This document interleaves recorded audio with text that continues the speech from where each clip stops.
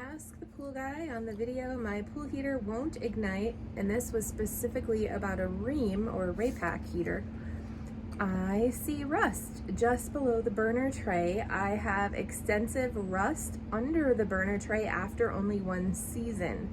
Do you see this often? And is it worth pulling out and painting with a high temp Rust-Oleum? So I do see it on occasion. I don't think that you're going to get any more longevity out of the pool the heater by painting it. I think it might be worth investigating where's the water coming from that's creating that.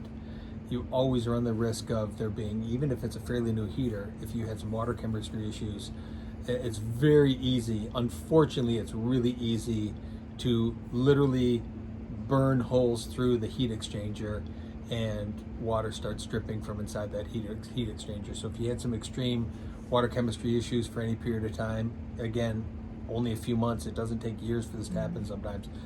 Okay. So back in the day, when things were robust and we knew things were built better back then, like the heat exchangers were uber super heavy, it took a long time to wear out a heat exchanger. In today's day and age, it just doesn't, and you run the risk that if your water chemistry is off, we've seen it happen many times in 4 months. Fairly new pools. So yes, we had a customer.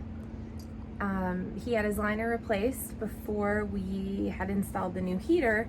He was taking care of his pool. We assumed, because he never asked, that he was doing okay, and the heater failed within 4 months.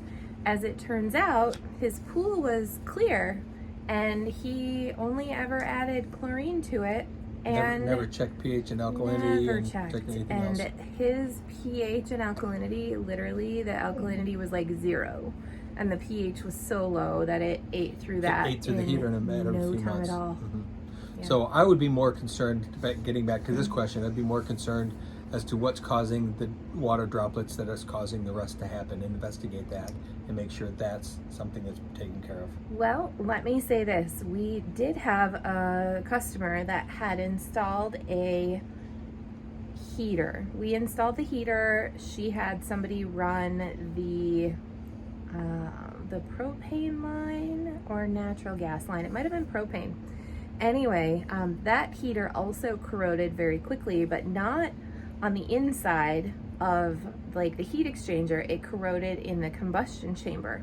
And what research showed there is the line feeding the propane supply was likely large enough to make the heater fire, but it wasn't large enough to make the heater burn hot enough to get rid of the condensation. So she had an outdoor heater with an abnormal buildup of condensation that then ate the components of the heater. But of course, you know, it was not the fault of the gas line being improperly sized. Well, we know it is, and we know that's was ultimately was determined that, but there you go. No one wants to believe that kind of stuff. But So, when you think about the heat inside there, if you're starving a heater for gas, and it's enough pressure to turn it on, but it requires that heat, especially in heaters today, it requires that extra temperature and heat to burn off everything that's being created in the process, because you're drawing natural air in to burn that fuel to create the heat, and that air has moisture in it, and next thing you know, it literally robbed the inside out. Something to keep in mind: if this is a year-old heater and you replaced another heater, you cannot go up in size. You, if anything, have to see go if down. Equivalent will work. Sometimes it will, but with the newer high efficiency heaters, sometimes it won't. And if you had a 250, you might have to drop it to a 200. If you had a 300, you may have to drop it to a 250. I would, if the heater is 10 years, the heater that you're replacing is 10 years old plus, I would automatically step down one size of the heater.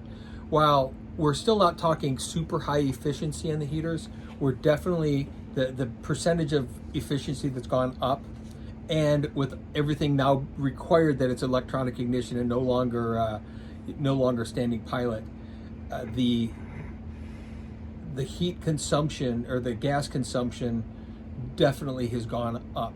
So you want to step that down at least one size of heater every time you do an install and switch out. We learned that the hard way. Yeah. We built a pool many years ago, and when we went to replace a standard millivolt heater, we put the exact same size heater in and it wouldn't fire. We had to step it down one full from a 250 to a 200, but because it ran more efficiently, it heated the pool just fine. But we had to do that because there just wasn't enough gas supply, and that would have meant we'd run an entire new gas line across the 100 feet of the basement, and it doesn't make any sense. There So you go. there you go.